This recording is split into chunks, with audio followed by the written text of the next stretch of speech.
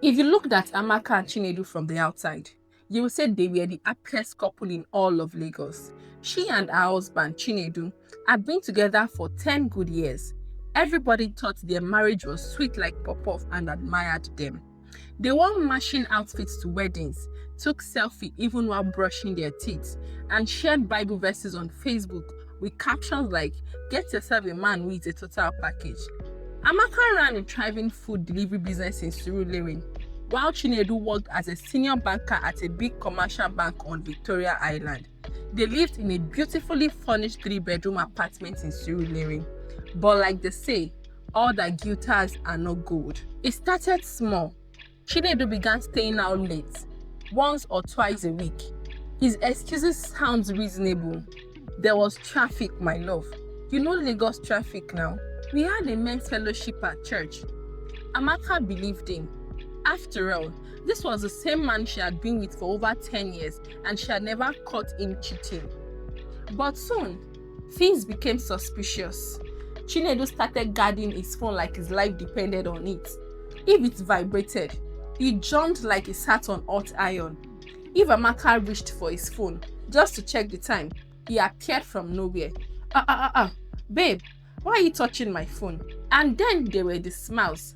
That suspicious sweet smile people wear when chatting with someone special.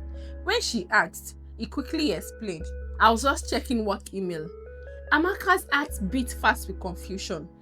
At night, while Chinedu snored beside her like a faulty generator, she lay awake, staring at the ceiling.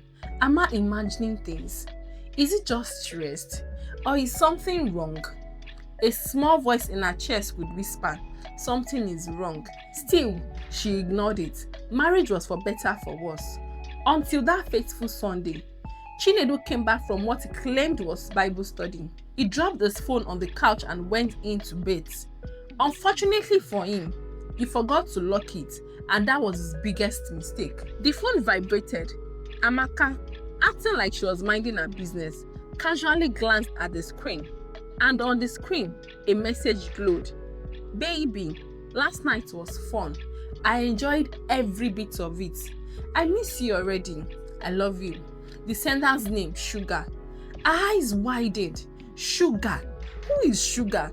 She quickly opened the chat and a picture of a fine Lagos babe popped up.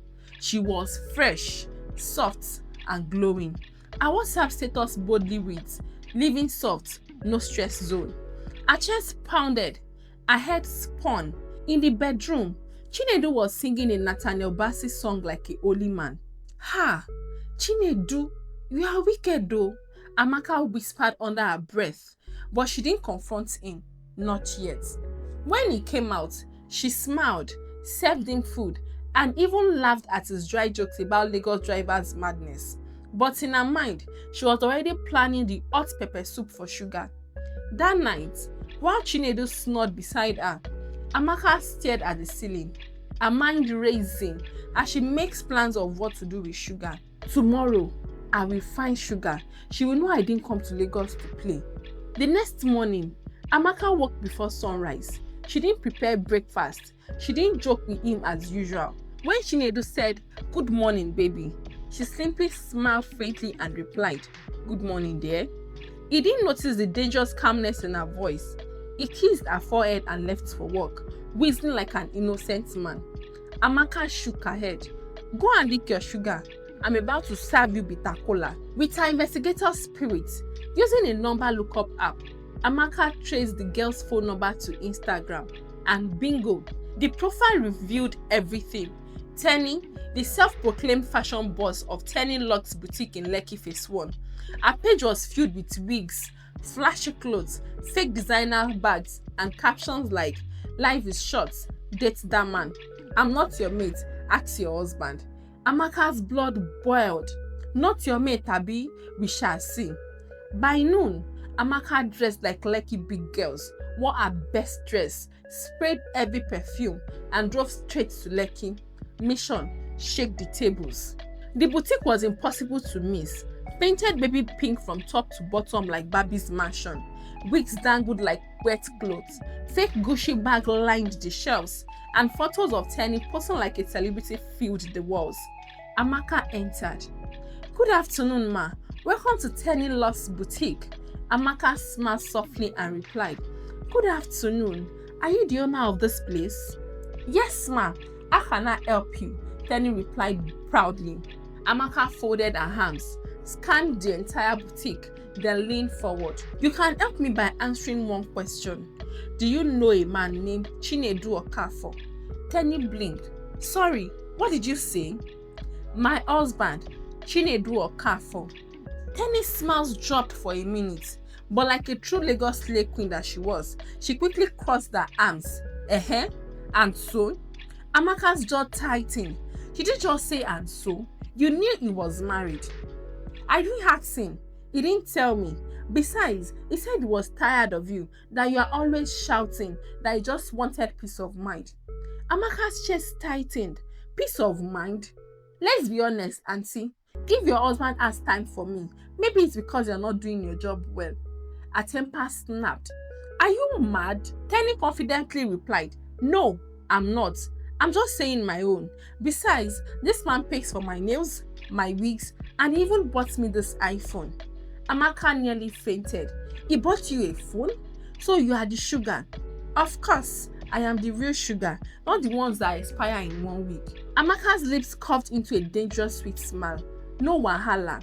Enjoy it while it lasts though, but I promise you, before this week ends, you will beg God. And with that, she stormed out. Teni wasted no time. She grabbed her phone, her voice sharp with anger. Chinedu, your wife just stormed into my boutique like a market crier. She called me names, threatened me. Is she mad? You better control that woman, because if she tries this again, I will beat her up, and even her ancestors will feel it. Chinedu's heart pounded. Sweat gathered on his forehead. How did this happen? How did Amaka find out? How long had she known? And she didn't even give me a clue. That evening, Chinedu returned home early and bashed into the house like a madman. Amaka, he shouted. Amaka, who was peacefully folding clothes in the bedroom, raised her eyebrows. Yes? Enough of your games. What did you go to do at Teni's shop? Amaka dropped the blouse she was folding and turned slowly. Oh, so you already heard. Well, since your dirty secret is now out in the open, can you explain what you've been doing with your little sugar? Chinedu was foaming. That's not what I asked you. Why did you go to meet her? You embarrassed her. You harassed her in public. That is childish. Childish? Did I hear you say childish? She dropped the blouse on the floor, stepped closer, and jabbed her finger at his chest. So I am the problem now. Not you who sneaks around Lagos like a rat. Not you who brought shame into her home with a girl half your sense. Amaka looked at him in silence for a while. Then suddenly, she burst out into bitter laughter. Wait. You're standing there shouting at me, calling me childish because I want a small girl that is destroying our home? You attacked her. Attacked? Did I carry cutlass to meet her? You shouldn't have gone there. You should have talked to me first. Talk to you? Did you just say talk to you? Amaka's voice rose like thunder.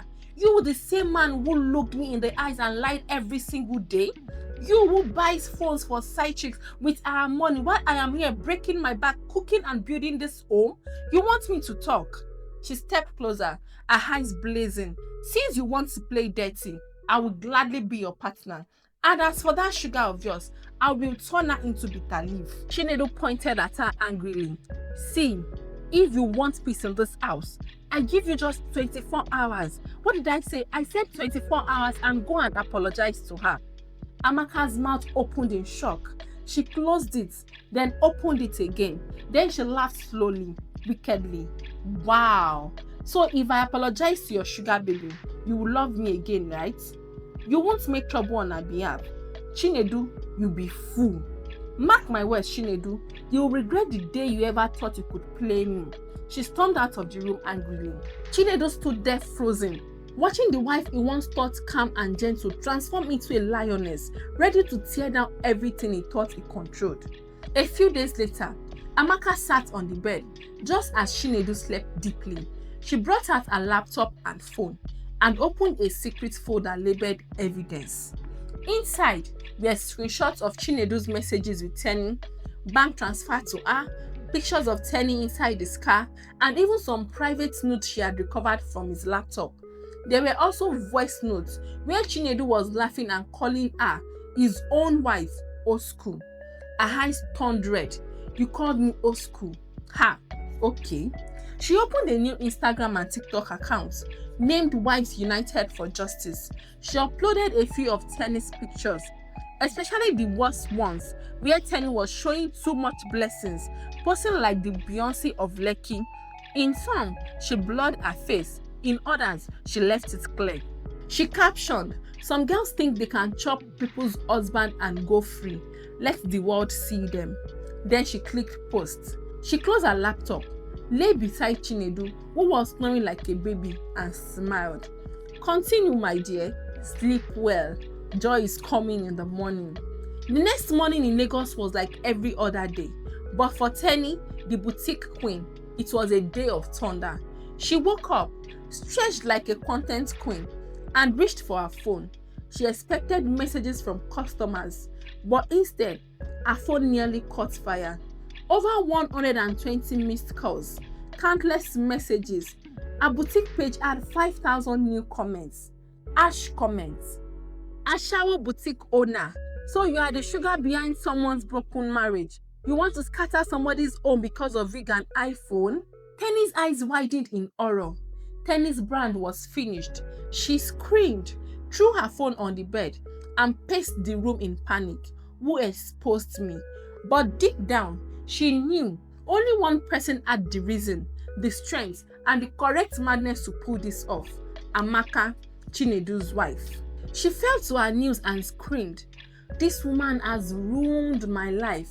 Then she wiped her tears, stood up, and muttered darkly, "But I will not go down alone. She thinks she has won.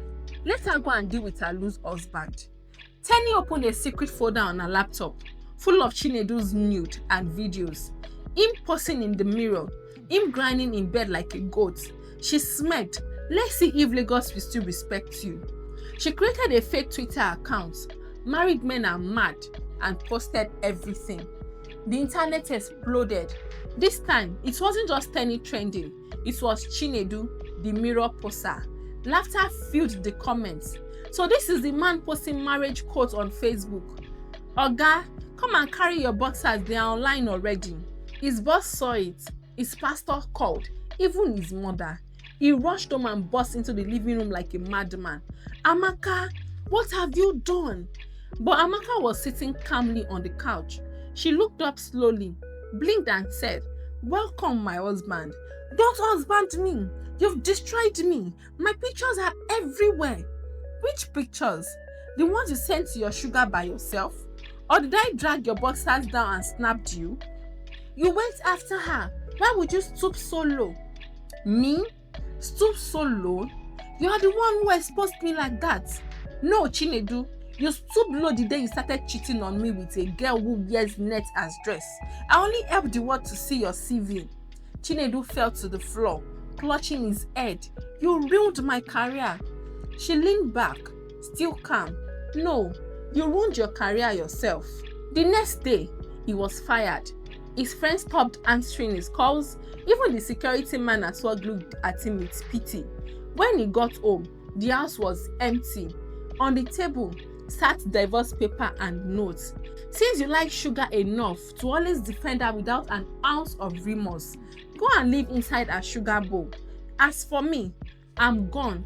Don't you dare call me. In fact, I've blocked you already." Chinedu collapsed to the floor, weeping, but it was too late. 2 months later, Amaka raised a glass with her best friend in Ikeja.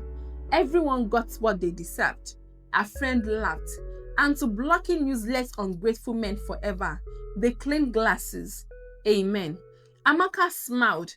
She didn't know what the future held, but she knew one thing for sure: she would never again stay with an entitled, unrepentant cheat. And as for Chinedu, well, he now knows that not everyone who takes sugar escapes diabetes. I hope you enjoyed the story. If so, please like the video, comment what you learned from the story, and don't forget to subscribe to the channel for more interesting stories. Bye.